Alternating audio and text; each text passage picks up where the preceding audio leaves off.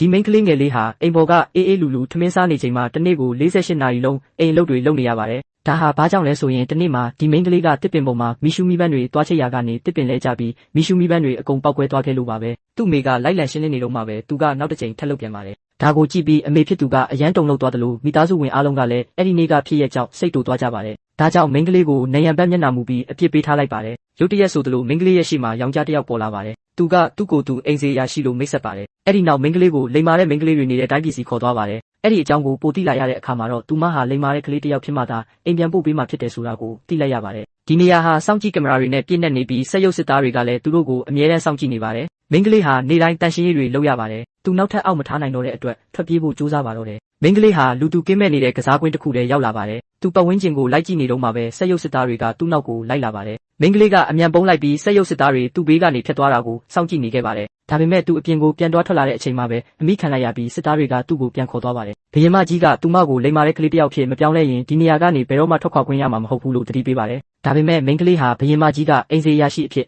ဟန်ဆောင်နေတာကိုရိပ်မိသွားပြီးသူမရဲ့မူလရုပ်သွင်ကိုမြင်လိုက်ရပါတယ်။အိမ်စေးရရှိဟာလှုပ်ဝက်ချက်ကိုထိမ့်သိမ်းဖို့အတွက်အရန်ကိုဒေါသထွက်သွားပါတယ်။ဒါကြောင့်သူဟာစက်ပစ္စည်းတစ်ခုကိုတုံးပြီးမိန်းကလေးရဲ့မှတ်ဉဏ်တွေကိုဖျက်ဆီးပစ်လိုက်ပါတယ်။မှတ်ဉဏ်တွေပျောက်ဆုံးသွားပြီးတဲ့နောက်မှာတော့မိန်းကလေးဟာစီကန်းလိုက်နာတဲ့ကလေးကောင်းတစ်ယောက်ဖြစ်သွားပါတယ်။မိသားစုတွေထမင်းစားနေတော့မှအိမ်ရှိကလူခေါ်ပဲတီးတန့်ကြားလိုက်ရပါတယ်။တကားဖွင့်ကြည့်လိုက်တဲ့အခါမှာတော့လက်ဆောင်တစ်တာကြီးကြီးတစ်ခုကိုတွေ့လိုက်ရပြီးအဲ့ဒါဟာအိမ်ပြန်လာတဲ့မိန်းကလေးပဲဖြစ်ပါတယ်။သူမဟာအိမ်ထဲဝင်လာပြီးထူးဆန်းတဲ့စပရေးဘူးတစ်ခုကိုထုတ်လိုက်ပါတယ်။ဒီစပရေးကိုသုံးရင်ဘယ်သူမှအလုပ်လုပ်เสียမလို့တော့ဘူးလို့ပြောပြီးမိသားစုဝင်တွေကိုဖြန်းလိုက်ပါတယ်။မိသားစုဝင်တွေဝတ်ထားတဲ့အဝတ်စားတွေဟာချက်ချင်းဆိုသလိုဝတ်စုံအသစ်တွေဖြစ်သွားပါတယ်။မိန်းကလေးကမိသားစုအတွက်လက်ဆောင်မျိုးစုံကိုလည်းပြင်ဆင်ပေးထားပါတယ်။အိမ်ကခွေးလေးတောင်မှလက်ဆောင်ဝေစုရလိုက်ပါသေးတယ်။ဒီလောက်ထိလိမ္မာပါနဲ့တဲ့ကလေးမလေးကိုကြည့်ပြီးမိသားစုဝင်တွေကကျေနပ်အားရစွာပြုံးနေကြပါတယ်။ဒါပေမဲ့သူမဟာမိသားစုဝင်တွေအတွက်အချိန်စရာတစ်ခုကိုသတ်မှတ်ပေးလိုက်ပါတယ်။ဘယ်အချိန်အိပ်ရာထားမလဲ။ဘယ်အချိန်အလုပ်သွားရမလဲဆိုတာတွေကိုသတ်မှတ်ထားတဲ့အတိုင်းအတိအကျလိုက်နာကြရပါတယ်။နှိုးဆက်မိတာနဲ့အမေဖြစ်သူကမနှက်စာလုပ်ပေးရပါတယ်။ရတာမရှိရင်လည်းနောက်တစ်ခါပြန်လုပ်ပေးရပါတယ်။အချိန်တွေကြာလာတာနဲ့အမျှလူတိုင်းကဒီလိုဘဝမျိုးကိုမခံစားနိုင်တော့ပါဘူး။သူတို့ဟာကိုယ်အလုံးနဲ့ကိုယ်ပဲအမြဲအလုပ်ရှုပ်နေပြီး